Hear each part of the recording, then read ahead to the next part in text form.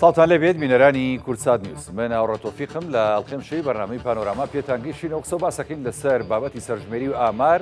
کە لە عێراق و هەرێمی کوردستان بەڕێوە دەچێت و لە 16 مانگەوە پرۆسەکە هەنگاوەکانی چۆتە بواری جێبەجێکردنەوە 2021 کە دەکاتە چوارشەمە و پێنجشەمە لە سەرانسەری عێراق و هەرێمی کوردستان قەدەغی هاتوچۆیە بۆی کە بە تەواوەتی پرۆسەی سەرژمێری بچێتە قۆناغی جێبەجێکردنەوە. پرۆسەی سەرژمێری بۆ عێراق و هەرێمی کوردستان لە ئێستادا گرنگە و سوودی خۆیە بێ بۆ داهاتوو. بەڵام بۆچی پرۆسەی سەرژمێری لە کەرکووک و ناوچە کوردستانەکانی دەرەوەی هەرێمی کوردستان مەترسی هەیە؟ هەرێمی کوردستان سەرکردایەتی سیاسی هەرێمی کوردستان و لە ڕێگەی سەرۆکایەتی کۆماری عێراق و سەرۆکۆماری عێراقەوە کۆمەڵێک هەنگاوی گرنگیاننا و کۆمەڵێ خاڵ و مەرجی هەرێمی کوردستانیان لە بابەتی پرۆسەی سەرژمێری دانیشتوانی عێراق جێکردەوە. بە ئامانجیەوەی کە پرۆسەکە پرۆسەیەکی شەفاف و لە داهاتووشدا پرۆسەیەکی سوودمەند و یعنی زەرگەیاندن نەبێ بە ناوچە کوردستانەکانی دەرەوەی هەرێمی کوردستان. ئاخۆ لە دوای ئەنجامدانی پرۆسەکە کە کورد مەترسی لەسەری هەیە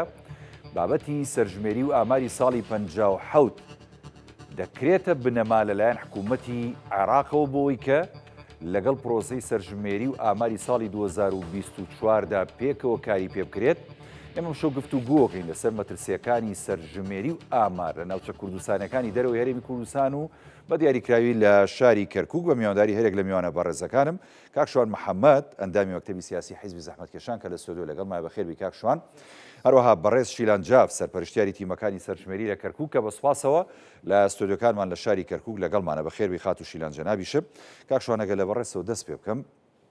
ئێمە باجارێ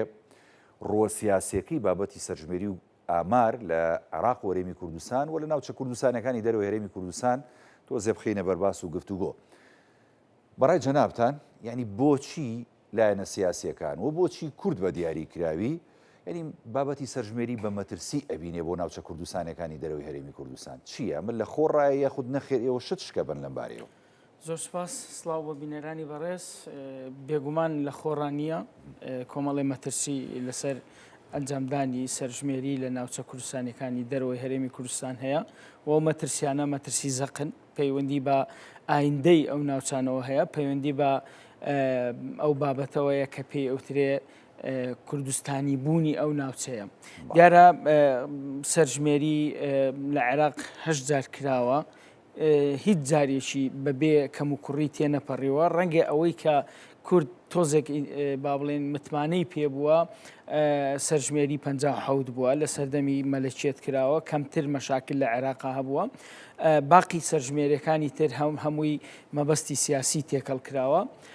لەبەرەوە مەترسیمان لە سەرژمێرێکە هەیە. لە ڕاستیە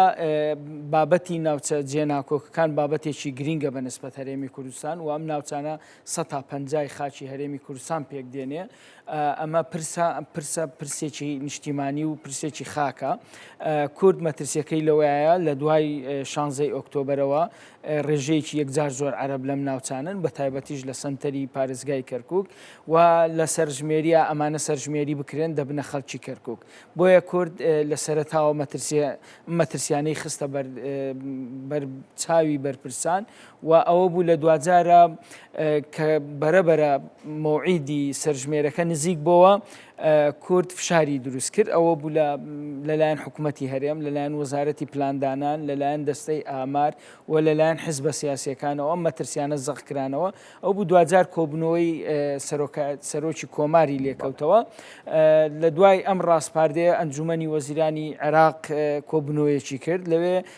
دووسێ خاڵیان کردە بڕیار. یەکێک لەو خاڵانەی کە کرایە بڕیار ئەوەیە کە ئەم سەرژمێریە بە دەرەبێ لە پرۆسەی سیاسی، ینی هیچ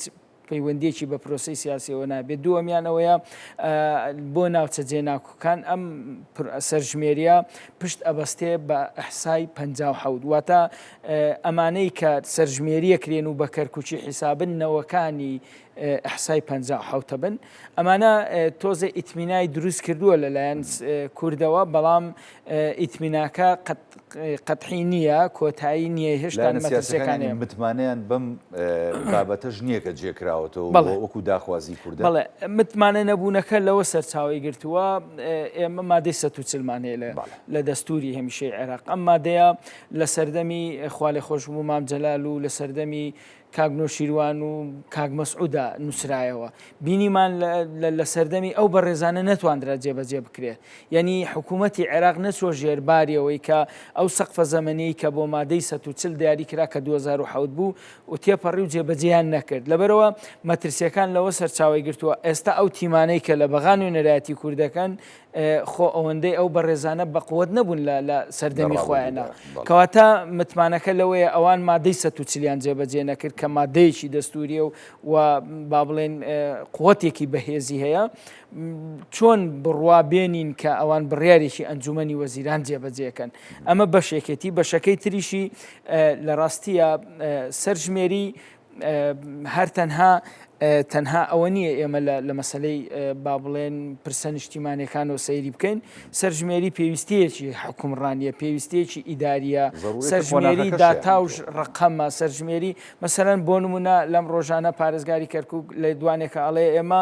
تا ئێستا لە پارێزگای کەرکووک حسابی 1,200,000 کەسمان بۆ کرێت لە کاتێکە پارێزگای کەرکووک زۆر لەو ڕقەمە زیاترە دیارە دانانی بودجە و میزانیە و تەنمینی عقالیم و ئەوانە هەمووی لەسەر ئەم سەرژمێری دیاریکرێت لە ڕاستیە کورد دژی سەرژمێری نییە کورد دژی ئەوەیە کە ئەم سەرژمێریە وەکو چەکێکی تعریب لە بەرامبەری بەکاری بەڵە بڵێ لەو ڕوانگەیەوە ئێمە دژ بووینە ئەجینا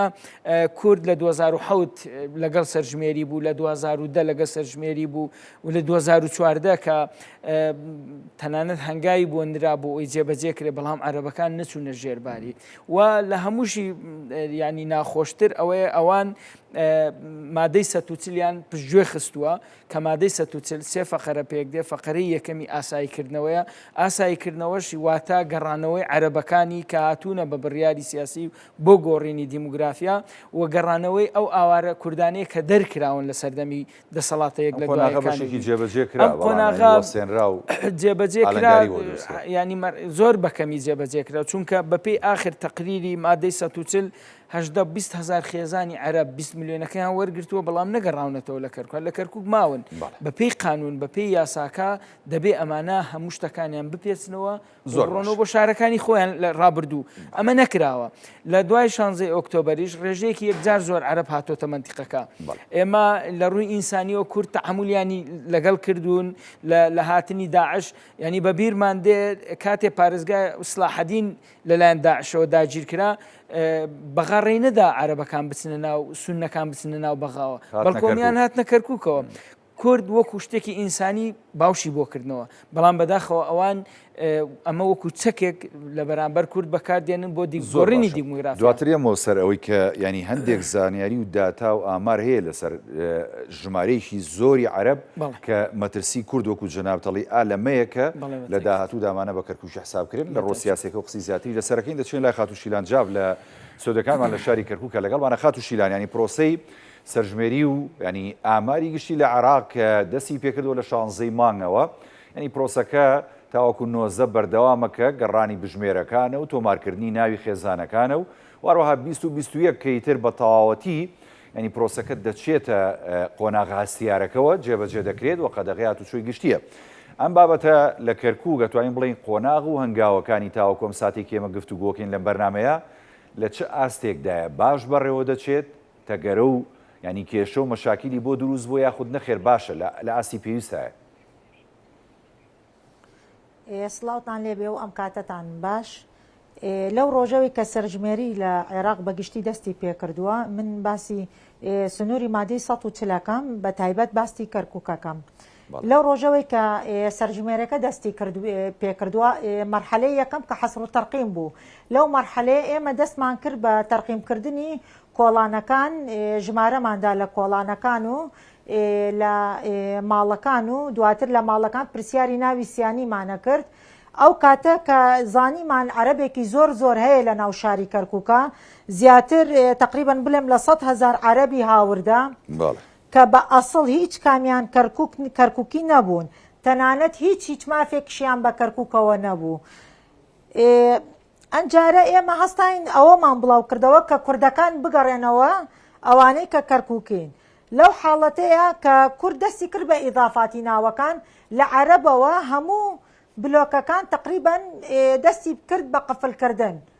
مع العلم ئێمە زۆربەی بلۆکەکانمان جارێ ئیشمان تێ نەکرد بوو، زۆربەی جارێ تەواو نەبوو بوو. ئەنجا هەڵەساین ئێمە عریزەمان ئەدا هەندێک لەو بلۆکانە ئەکرانەوە، بەڵام هەندەکەی تری تاک و ئێستش نەکرایەوە. ئەمەش زەرەرێ بوو بەڕاستی کە لە کوردیاندا. ئەمە بەنسبەت یەکەم جار خۆبا لەسەرەوە بۆستین، ینی ئێوە توانیتان ئەم گرفتە چارەسەر بکەن، ینی ئەم بابەتە چکە هەستیارە، ینی تۆ ئەڵی هەموو بلۆکەکان کە عەرەب بە قفڵ کران، ئەی ئەمەی کورد بۆچی ینی چیتان کردو بۆ بابەتە بە دوواداچوونتان بۆ کرد چارەسەرتان کرد؟ بەڵێ بەشێکی لە بلۆکەکان وەکوتم کە عریزەمان تەقدیم کردو ئیتر دوای ئەوە کرایەوە، بەڵام بەشێکی نەکرایەوە، بەشێکی تاکو ئێستش نەکرایەوە. ئیتر چارەسەری ئەوەش وتیان دوایی لە ناونووسینەکەیە ئەتوانن ئیضافاتی بۆ بکەن. بەڵام ئەکرێت لە کاتی ناونووسینەکەیە گرفت دروست ناکات جارێشکە بۆتان ئەوە شیلان خان؟ واللهی ئەو گەڕەکانە طبعا هەنێ گرفتیانە بێ، ئەوانەی وا نەکراونەتەوە قفلەکانیان ئەبێ بچنە ماڵی خزم و کەس و کاری خۆیان ناوی خۆیان بنووسن، ئەوەشی وا چەند بلۆکێکیش کرایەوە ئەوە لە شوێنی خۆیان ناو خۆیان نەنووسن. هەمووشی ناوچە کوردیەکانە کە ئەم بلۆکانە قفڵ کراوە ناکرێتەوە؟ بە تایبەت ناوچە کوردیەکانە بەڵێ کێشەکە هەمووی لای ناوچە کوردیەکان دەستی پێکردەوە. ئەی باشە هەڵوێستی ئەمە یەکەمیان. دووەمینیان باش فەرموو دووەمینیان فەرموو. دووەمینیان کە زانیان کورد ئیضافاتێکی زۆرەکات و دەستمان کردووە بە بڵێن شکاتکردن لەوەی کە بلۆکەکانمان بۆ بکرێتەوە، هەستان دیعایەکی وایان کرد، وتیان مادەی 140 ئەبێتە ئەساس بۆ کەرکووکیەکان. وتیان هەچ کەرکووکی ئەگەر هەولێر و سلەیمانیان لە هەچ مەحافەزەیەک ناوی خۆی بنووسێ دڵنیا بێ کە لە کەرکووکی بوونی خۆی ناکەوێ، بەڵام بە دڵنیایەوە ئەمە زۆر دوورە لە ڕاستیەوە. ئێمە ئەمەشمان بە دروست نەزانی ڕاستی، هەستاین هەروتمان بە ئاوارەکانی خۆمان بێنەوە بۆ سنووری مادەی 140. لەو حاڵەتەیە ئیمڕۆ قەراری وزارەت کە هاتووە ئەڵێ ئەبێت لجنە تەشکیل بێ بۆ هەموو ناوچەکان، لجنەکەش پێک بێ لە 3 بەش لە 3 کەس، یەک عەرەب، یەک تورکمان، یەک کورد. بەڵام ئەمە تا ئێستا ئیشی لەسەر ئەکرێ بۆ ئەوەی ئەم لجنەیە ڕاگیرێت و دروست نەکرێت، چونکە ئەگەر دروست بێ بەڕاستی ماڵوێرانیە بۆ کورد، چونکە ماڵوێرانیەکەی لە چیایە؟ لە چیە؟ ئێمە حەزەکەم ڕوونکردنەوەی زیاتر بێ لەسەرەوە بابەتان، چونکە ئەمە خەتەرە و ئەبێ سەرکردایەتی سیاسی کورد ئالەم بابەتە ئاگادار بێ. ئەگە سەر و خۆتان ئاگادار کردوتەوە بۆچی تا ئێستا ینی هەڵوێستیان نییە؟ مەترسی و خەتەرەکەی لە چیایە خاتوشیلان؟ ئێمە ئەگەر سێری ناو شاری کەرکووک بکەین، ئەو عەرەبانەی کە هاتوونەتە ناو شاری کەرکووک زیاتر ژمارەیان لە 100,000 هەموو لە خانی و خۆیاندا ئەنیشن، دواتر هەمووشیان ئیشوکاریان هاتوۆتە کەرکووک. ئەمە یەکەم، هیچ کێشەیەکیان نییە لە ڕووی دانیشتوانەوە. دووەمین شت، ئێمەی کورد لەگەڵ عەرەب ئەگەر خۆمان مقارنە بکەین، عەرەبەکان هەچ ماڵێکە ئەڕۆین لە لای کەمەوە 10 مناڵیان هەیە، ماڵی وا هەبووە 25 مناڵیشی هەبووە، پیاوی وا هەبووە 4 ژن 3 ژنی هەبووە. ئێمەی کورد کە ئەچینە ماڵە کوردەکانەوە مناڵیان ئەو پەڕی 4 مناڵ بۆ 5 مناڵ زۆرەکەی ئەگەر بگاتە 8 ئەوە زۆر بەکەمی، چونکە زۆربەی ماڵەکانیش 2 مناڵ یان 3 مناڵ بووە. تاڵان پیاوەکانی یەک ژنیان هەبووە خاتوشیلان؟ بەتەکید وا بزانم من لە گەڕەکێ لە بلۆکێ خۆم چوم، دوای ئەوە ئیشرافم کرد، وتم بزانم غەڵەتمان لە هیچ شوێنێ نییە،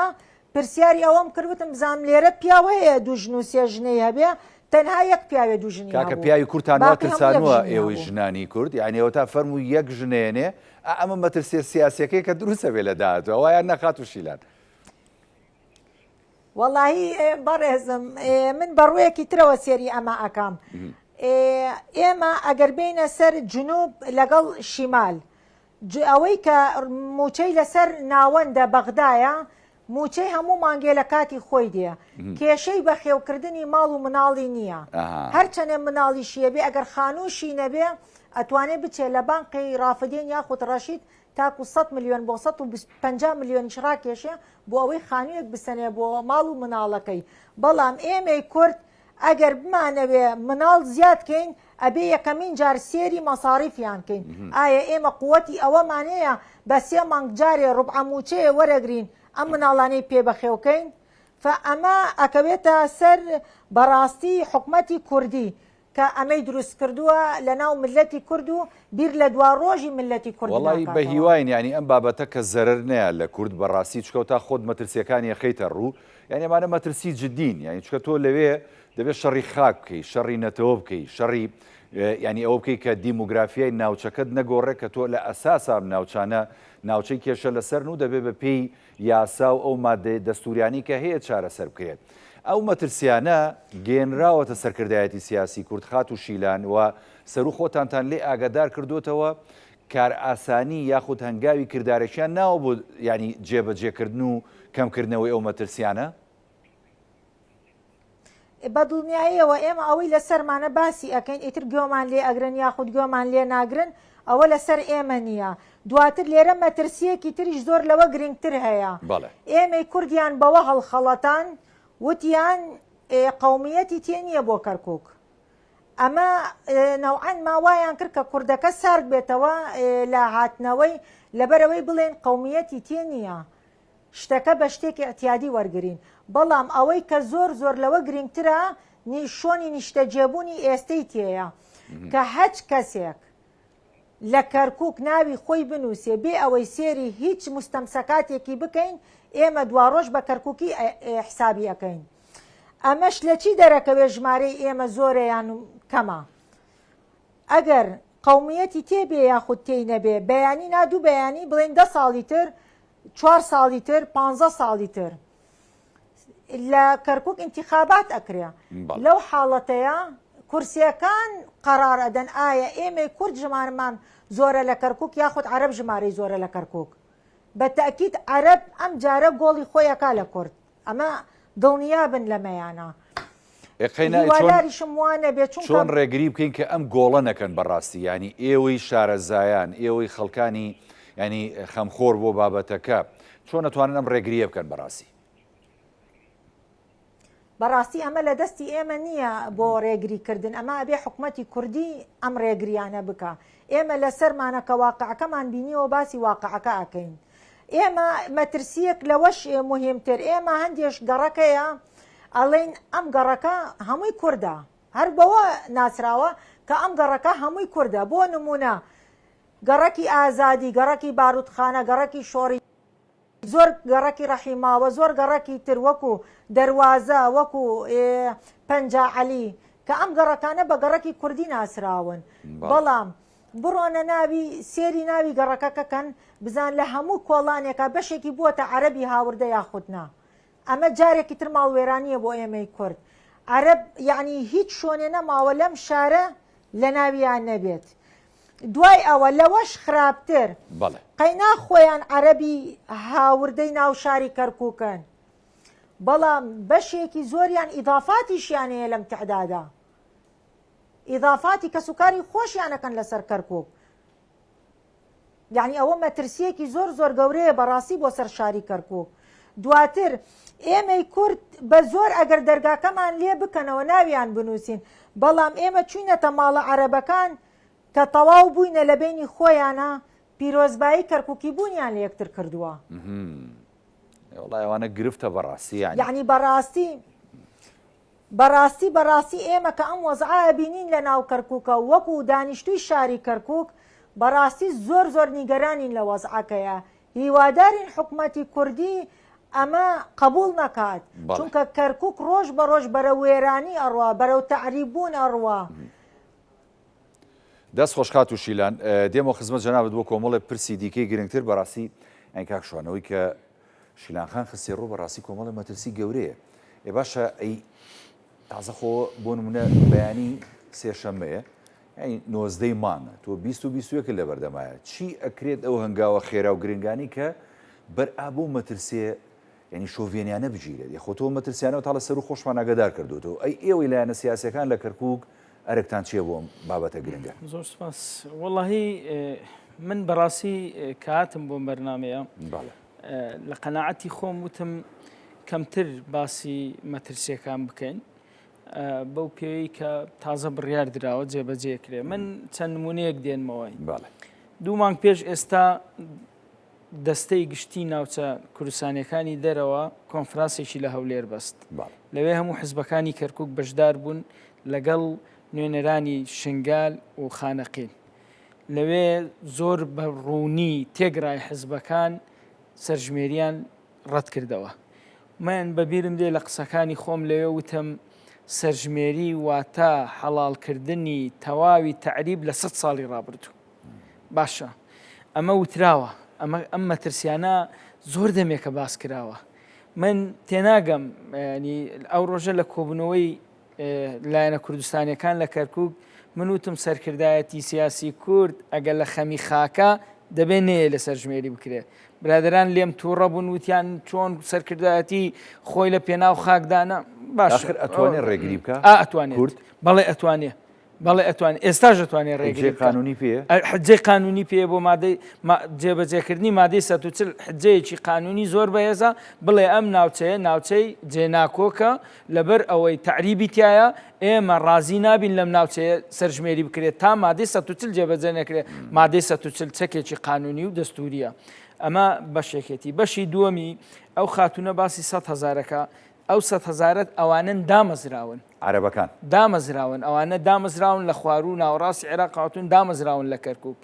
جگە لەو 100,000 300 400 500,000 تری عەرەب لە کەرکووکەژێ چونکە باز لە ڕقەمی 600,000 کرێ ئەمە بەشێکە ڕاکان جبوری لە چاوپێکەوتنێکە باسی لەوە کردووە فۆرم و قەیدی بۆ 68,000 خێزانی عەرەب کردووە لە کەرکووک باز لەوا کرێ باز لەوا کرێ مادەی 140 بۆ 20,000 خێزان پارەکەیان وەرگرتووە بە پێی قانون دەبێت سواری سایرە بن و بڕۆنەوە نەڕۆشتونەتەوە ئەو پارەیە خانووی تریشان پێ کردووە بۆ زانیاریتان سەرژمێری لە پارێزگای کەرکووک و ناوچە جێناوەکان ئەو بەڕێزەوتی لە دوای ئەوەی کە بژمێرەکان ئەچێتە ماڵە عەرەبەکان و دەرەچن پیرۆزبایی لە یەکتریەکەن ئەڵێن بووین بە کەرکووچی تا ئێستا ئەوانە ئێمە کورد ئەمانود ئەوانە هاوردەن ئەوانە تەعریبن ئەوانە لە چوارچێوەی گۆڕینی دیموگرافیا هاتوونە بەڵام لە دوای سەرژمێری ئەوانە بن بە کەرکووچی تاکە چەکی بچووک بەدەست کوردەوە بێ لەم مەسەلەیە ئەو قەرارەی ئەنجومەنی وەزیرانە کە ئەویش من لە یەکەم دەقەوە مەترسیم هەیە و نەشم شارۆتەوە لە کۆبنەوەکانیش باسمان کردووە ئەمە قەرارێکە چەکێکە بەدەست کوردەوەیە دوای ئەم سەرژمێریە هەموو داتاکان لە ڕێگای با بڵێن لژنەیەکی بەتواناوە لێکیان جیاکەنەوە ئەوانەی مادەی 140یان با بڵێن ئەحسای 57یان نێنەوەکانی ئەحسای 57 نین بە پەلە لیستەکانیان جیاکرێتەوە ڕەوانی پارێزگاکانی خۆیان بکرێت ئەجینا ئەمە بەس ئەم ڕووناچیە بەدەست کوردەوەی ئەجینا لە دوای سەرژمێری کەرکووک ئەبێ بە شارێکی عێراقی ئەو کەلیمەیە کە ئەمانوت کەرکووک کوردستانیە بەڕاستی ناتوانین بڵێن کوردستان بە چەکێکی گرنگ نبینی کە بەدەست چەکێکی گرینگە بەڵام ئێمە هەروە ئەڕۆین و ڕازیە بین بە شەرت و شروتەکانی بەغا ئێمە مادەی 140 هەیە دەستوریە جێبەجێ ناکەن چۆن بڕوا بکەم کە بڕیارێکی ئەنجومەنی وەزیران زۆڵی خەمساردی خۆشمانیتیایە وەکو هاوڵاتیانی کوردی کەرکووکی سێریکەوە تا خات و شیلانەڵێ ئێمە بۆ نمونە چین لە دەرگای ماڵەکانین ئێ بازێکی نایکاتەوە لەوێ نییە ئێخر باشە بۆ ناگەڕیتەوە بۆ شارەکەی خۆت کاراسانی بۆ کراوە لە هەرێمی کوردستانەوە داوا ئەکرێت ئەوە تا ینی ئەپارڕیتەوە لە خەڵکڵی بڕۆرەوە ئەمە مەسیە ئێستا کاتێکی زۆر حساسە کاک هاوڕێجیان ڕۆژگارێکی زۆر وەکۆڵێ نادرە بۆ کورد ئەم من لێرەوە لە ڕێگەی ئەم کەناڵە بە ڕێزەی ئێوەوە ینی ئەم حەقیقەتە باسەکەم ئەوەیە کە سەرژمێریکردنی کورد لە کەرکووک ئەرکێکی نیشتیمانیە، ئەرکێکی نەتەوەیە، ئەرکێکی ئەخلاقیە، ئەرکێکە پەیوەندی بەنەوەکانی دوا ڕۆژەوەیە، هاوڵاتیە کە کووردە خەڵکی مادەی سەتوچلە لە هەولێر و سلێمانی دانیشتووە، دەست لەسەر دڵی دابنا، دەست لەسەر برینەکان دابنا، بیر لە هیچ شتێک نەکاتەوە، تەنها بیر لەوە بکاتەوە بەهاتنەوەی بەشدارە بێ لە کەمکردنەوەی مەترسیەکانی سەر کورد لە کەرکووک. ئەمە یەک. دوو، زۆر جار شت لە دەست دەرەچێ، بەڵام لە دوایە هیمەتی بۆکەی ئەتوانی بەشێکی بگەڕێنیتەوە. سەرکردایەتی سیاسی کورد هەڵەیەکی مێژوویی کردووە چوە ژێر باری ئەوەی کە سەرژمێری بکرێ. دەبێ خەڵک بەڕاستی ئەم جارە ئەرچی خەڵکە بەشێ لەم هەڵەیە ڕاستکاتەوە. ئەمە حەقیقەتە، ئیتر هەر کەس چۆنی لێکەداتەوە بالێکی داتەوە. من لە یەکەم ڕۆژ شۆ ئەمە وتووە و تا ئاخر کۆبنەوە کە لە کەرکووک کردمان کۆبنەوە حیزبە کوردستانیەکان من دژی سەرژمێری بوومە. بەڵام کاتێک کە زانیم هەر ئەکرێ، کاتێک کە برادرە کوردەکانی خۆمان کەوتنە دیفاعکردن لە سەرژمێری، اینجا من وتم باشە تازە ئەوە لادەینەلاوە. ئێمە گروپێکمان هەبوو لە کەرکووک، گروپی سەرژمێری، کۆمەڵێک کەسایەتی، کۆمەڵی پێشمەرگەی دێرین، کۆمەڵێک مامۆستای جامیعە، کۆمەڵی خەمخۆری بێلایەنی تێدا بوو. هەموو هەوڵێکماندا ئەم سەرژمێریە نەکرێ، ئاخری هەر کراو جویان لە کەس نەگرت کە ئێستا کراوە. ئێستا دواساتەکانیەتی ئێستاش سەرکردایەتی کورد ئەتوانن حکوومەتی هەرێم پامێک بڵاوکەنەوە بڵێن ئێمە مەترسیەکان گەورەترە بینین تکایە دوای بخەن، ئەتوانن لەحزاتی کۆتایی ئەتوانن شت بکەن. بەڵام بۆ خۆم قەنەعەتم وایە حکوومەتی هەرێم ڕازی بووە، ڕێکەوتن هەیە، ڕازیبوون هەیە، هەر یەک شت ناشارمەوە بۆی خەڵک جۆی لێبێ. پێکەوە قەراردانی بڕیاردانی ئەنجومەنی وەزیران لەسەر دوو بابەت، یەکیان ڕاستکردنەوەی پێدانی پارەی دەرهێنانی نەوت لە $6 بۆ $15 و ڕازیبوونی حکوومەتی عێراق بەوەی مادەی 140 ئەولەوێت بێ بۆ ئەحسای 57 ئەولەوێت بێ بۆ کەرکووک و ناوچەکان. من لەوێ مەترسیم دەربڕی وتم ئەمە پێ ئەچێ ئیتیفاقاتی. بەڵام ئەگەر ئیتیفاقیش بێت یعنی خۆتا مادەی 57 ساڵی 57 مەسەلەی کراوە بە بنەما. خۆ ئەمە وەکو جەناب دەڵێ خاڵێکی زۆر گرنگە لە دوای سەرژمێری ئەم ساڵ کەیتر 2024 ئەنجامەکان ڕاگەیەنرا بە تایبەتی لەسەر ئەنجامی شاری کەرکووک و ناوچە کوردستانەکان دەبێت پێداگر بێت لەو کاکاوڕێ. لە کۆبوونەوەکە بەم نەسە قسەم کردوتم کاک شاخەوان عەبدوڵڵا، کاک دارا ڕەشید وەزیری پلاندانان، کاک سیروان محەممەد سەرۆکی ئامار، چەند کاکێکی کە ئێوە لە بەرامبەر مێژوو بەرپرسیارە بن. ئەگەر ئەم پرۆسەیە زەرەر لە کووردا ئێوە وەکو بەناو ناوتان دێت. ئەمە یەک. دوو، ئێستا ئەڵێم ئەم قسەی زۆر گرنگە، ئەگەر سەرکردایەتی کورد ئەوەی یەکەمی لە دەست دەرچووە و ئیتفاقی کردووە و ڕۆیوە، خاڵی دووەم ئەو بڕیارەی ئەنجومەنی وەزیرانە لە هەفتەی دوای خۆی قەرارێکەیە، ینی ناوچە جێناوەکان دوای 10 ڕۆژ ئەعلان نەکرێ، یەکسەر ئەعلان ناکرێ. با حکوومەتی هەرێم با سەرکردایەتی بڕیار بەدەست ئەوەی کە بەرپرسە لەم کەیسە، سەرۆکی حکوومەتە، وەزیری پلاندانانە، سەرۆکی ئامارە، نوێنەرانی کووردە، جەنابی سەرۆک کۆمارە، وەزیری دادی عێراقە کە بۆ خۆی کوڕێکی درسۆزی کەرکووچیە. باشە هەموو ئەمانە ئەگەر قەرارە زەرمان کرد بێ، چکە هەموو کوردە لە زەرمانە، ینی ئەو خاتونە لە ناو کەیسەکەیە، ئەوە حزبەکان، ئەوە خەڵکی هەمووی لە زەرمانە. تێناگەم ئەمان چوونەتە ژێربار بەرپرسیارەکە بۆ ئەوەی ڕاستی کەنەوە دەست بەم بڕیاری ئەنجومەنی وەزیرانەوە بگرن و بڵێن نابێ ئەعلان بکرێ تاکو و فایلی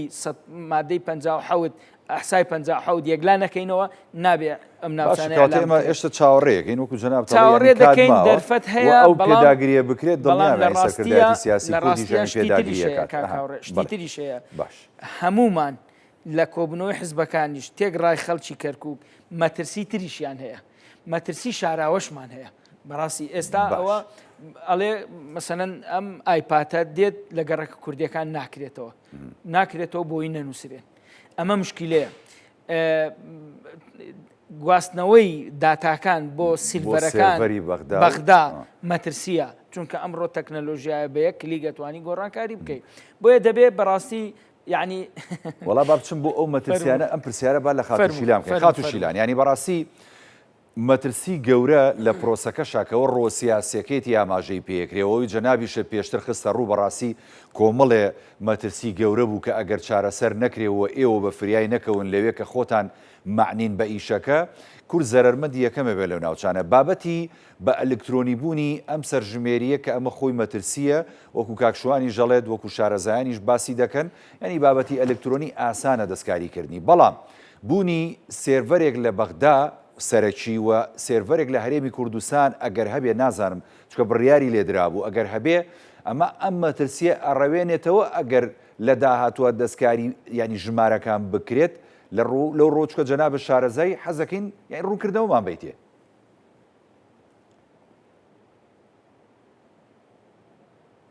تەنها ئەو ئایپاتە حکوممان پێ ئەکا بەچۆ بڕۆین و بەچۆ بین ئێمە هیچ دەسەڵاتێکمان نییە هەچ کاتێ بەغدا ڕایگرد ڕائەوەستێ هەچ کاتێ وتی ئیشکەن ئیشکە ئیش ئەەکەین پێی تەنانەت لە ماڵێ بۆ ماڵێکی تر ئەو ئیعازمان پێ ئەداکە بڕۆین دواتر هیچ فەقەرەیەک لە ناو ئەو ئایپاتی دەستی من نییە باسی 57 بکە بە هیچ شێوەیەک لە یەکەمەوە بۆ ئەخیر فەقەرەی وای هەرتێ نییە دووەمین شت ئەمە کە ئێستا کە سەرژمێرەکە ئەکرێ باشە معنای چییە سەرژمێرەکە ئەکرێ ئەی بۆچی نەیانوت لە کەرکووک و مادەی 140 سەرژمێری ناکرێت چ پێویست ئەکا دوای ئەوە لجنە تەشکیل کرێت و لجگەدا ئەندرێت و بڵێن ئەمانە ئەگەڕێنەوە شۆن خۆیان و ئەوانە دێنەوە ئەملا بەڕاستی وەکو ئەو کاکەیەش فەرمۆی ئێمڕۆ ئایپاتەکەی ئێمە بەغدا حکمی پێیەکە هەرچیەکیش بێ ئەتوانێت دەستکاری بکە چونکە داداکان هەموو گەڕێتەوە بۆ بەغدا ئەگەر لە حاڵەتێکی واش بێ کورد بێ دەسەڵاتە بەڕاستی ئاخر باشە خات و شیلانخوا با بەسەر ئەوەی سێڤەرەکە تێ نەپەڕین چکە ئیتیفاق کراوە کە لە هەرێمی کوردستانیش سێڤەرێکە بێ عینەوەی بەغدا و داتاکان بێتەوە ئەوێش ئەمە ئێوە هیچ یانی زانیاریەکتان هەیە لەسەری شتی وا هەیە ئەم سێڤەرێسە بوونی هەیە لە هەرێمی کوردستان وەڵاهی من ئەوەیان نازانم کاکەی من بەس بەڵام ئەوەی کە من ئەیزانم هیچ شتێکی بەغدا بەو شێوەیە نییە کە باسی ئەکا قسەیەک ئەکا بەڵام جێبەجێی ناکە لەوە دڵنیابە لەوانەیە وعدی دابێ بەڵام وعدەکە ناچێتە سەر باشە تخوا با باسی ئایپادەکەی دەستی بژمێرەکان بکەین کە دێنە بەردەم ماڵەکان چکە تۆڵی ینی بۆی هەیە ئەم ئایپادە لە بەردەم چەند ماڵێکی کووردا لە کار بکەوێت ئەی کە لە کارەکەوێت ڕێکاریکەی بەدیل هەیە بۆی ئەوە کە بیگرنە بەر هیچ نەبێ بە نووسین و لەسەر کاغەز ئەمە تۆمار بکەن نابێشتیوە ئێمە لە 16 مان کە دەستمان کرد بە نووسینی ماڵان سەرژمێرەکە ئەو ئایپاتەی دەستمان هەتا کونیوە ڕۆژ هین بەشێکی زۆرمان کاری ناکرد هین بەشێکیش هەبوو لە 15 مانگەوە لە دوای نیوەڕۆیە و کرایەوە بەڵام ئیتر ئەوەش ئەوەسێتە سەر ئایپاتەکانی دەستمان ئایا لە هەموو شۆنەکان وابووە یان تەنها لە منتیقە کوردیەکان وابووە بەڵام لە گەڕەکی دەواازە کە من خۆم لەوێ بووم تقریبا نێزگەی 20 ئایپاتمان لە کار کەوتە بوو ئەی حەلی بەدیل چی بوو لەو کاتەیە بەکارتانێنە؟ بەکارمان نێنا تاکو دوای نیوەڕۆ لە دوای نیوەڕۆ کە بەغدا کارەکەی ئاسان کردەوە ئێمە دەستمان کردە نووسینی ماڵەکانە چاوەڕێمان کرد تاکو و وتمان شەبەکە تەواو نییە باشە کەواتە خات و شیلانیانی ئێستا ئێوە چکە لە 16 مانگەوە بابەتی گەڕانی بژمێرەکان بۆ تۆمارکردنی ناوەکان یان لە ڕێی ئایپادەکانەوە بۆ سێڤەری گشتی بەردەوامە 19 مان کە بەیانیە بەس بەیانی ماوە ئێوە فریای هەموو گەڕەکە کوردیەکان کەوتون هەموو ماڵە کوردیەکان کەوتون یاخود ئەوانەی کە لە ماڵەوە نەبوون جارێک کە ئەتانەوێت ئەبێ بچنەوە سەردانی بکەن یاخود نەخێر هێشتا زۆربەی کارەکانتان تەواو نەکردووە ئێوە تقریبا کەرکووک لە 175 کارەکانی تەواو بووە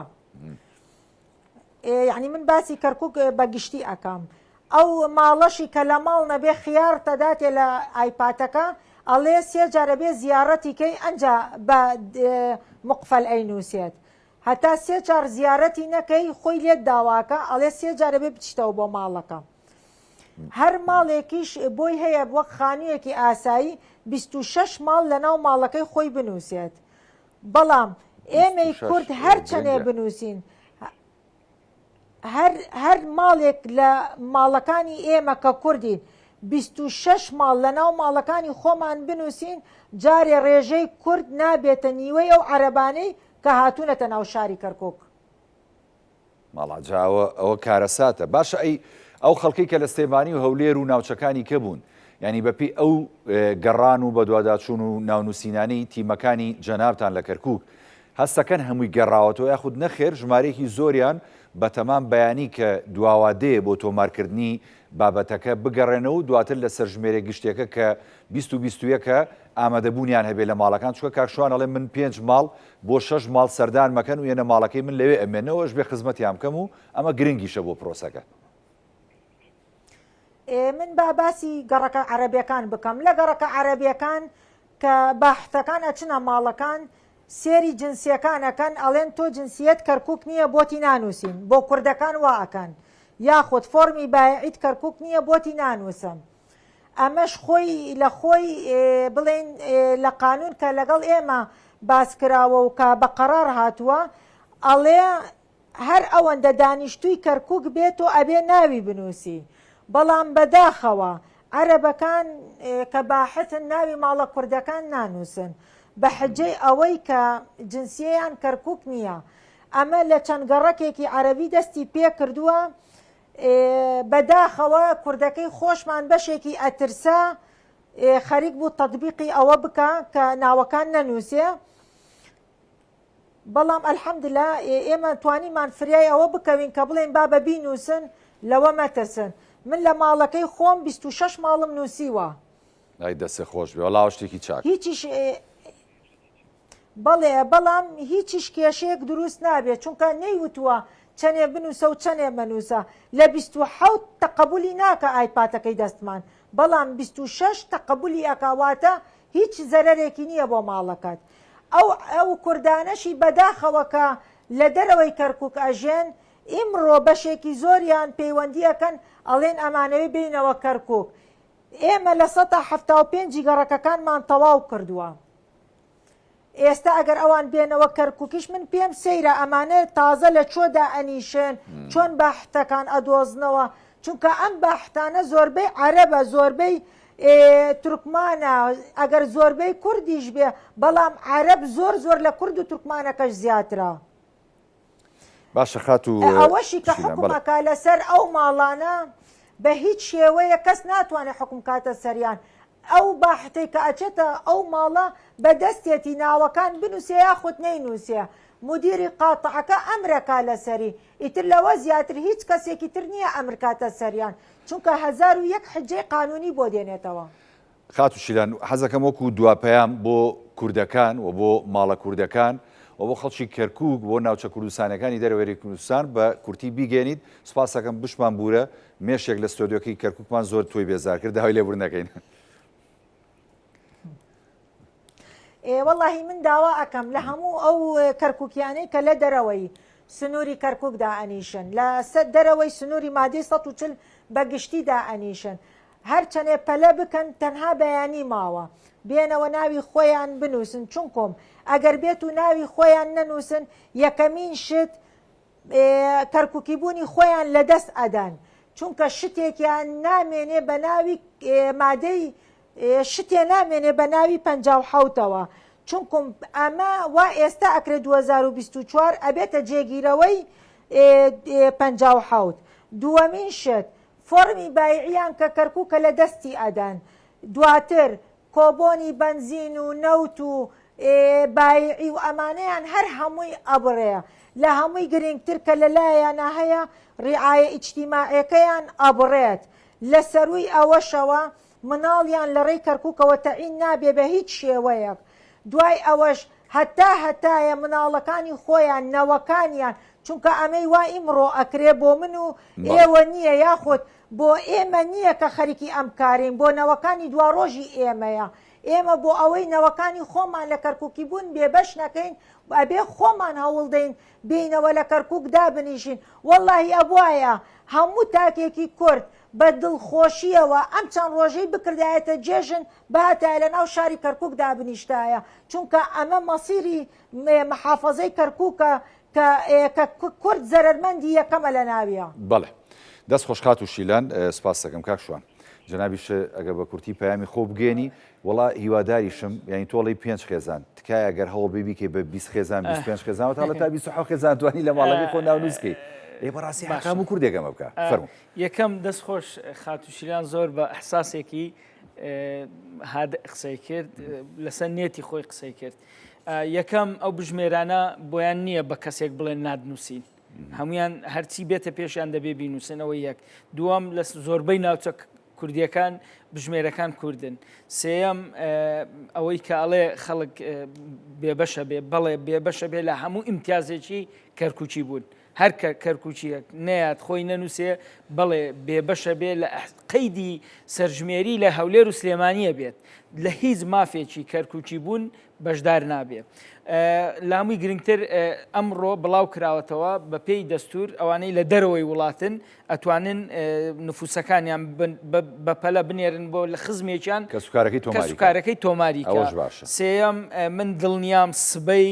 بە هەزاران کوردی سلێمانی و کوردی کەرکوچی لە سلێمانی و هەولێر و ڕانێ و حاجیاوە و دووز و کفری و کەلار سبەینێ دێنەوە کەرکووک دڵنیام لەوەی کە هەموو لایەک چاودێری وردی سەرژمێری ئەکرێ دڵنیام ئەو بژمێرەکان لە گەڕەکە کوردیەکان وا بە ئاسایی ناتوانن بازدەن بەسەر ماڵێکە لژنات هەیە چاودێر هەیە خەڵکی تریش هەیە من ئەوەندە ڕەشبین بووین لە بەرنامەکە بەعام ڕژبین بەڵام گەشببینم لەوەی کە ئێمە لە کەرکووک لە هەموو جارێک بەرەو کەوتنە ڕۆین بەڵام لە دوجارە لە لەحزەی کۆتایە هەڵەسینەوە هەڵبژاردنەکان شایدن 16 ئۆکتۆبەر ئێمە سفر کراین لە کەرکووک بەڵام لە 2010 هەشت کورسیمان دڵنیای مێژووی کورد هەروە ینی هەشت کورسیمان برد لە دوای 16 ئۆکتۆبەر لە هەموو هەڵبژاردنەکان زۆری نەبووینە تا ئێستاش بەدڵنیایی ئومێ دەکەم ئەم سەرژمێریەش